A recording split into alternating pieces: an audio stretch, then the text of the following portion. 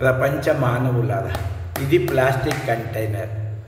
ఒక 10 days back కొనుక్కొచ్చారు. దీంట్లో కందిపప్పు వేసా. 1, 2 ఇప్పుడు సుమారు 1,00,000 కందిపప్పు గింజలు ఉంటాయి. ఇప్పుడు ఆ కంటైనర్ ఫస్ట్ ఎంటీ కదా, దాంట్లో 1,00,000 కందిపప్పు గింజలు ఉన్నాయి. ఇప్పుడు దాన్ని బోర్లించేసాం, గిన్నెలో పోసేసాం, లేకపోతే నాల మీద పోసేసాం.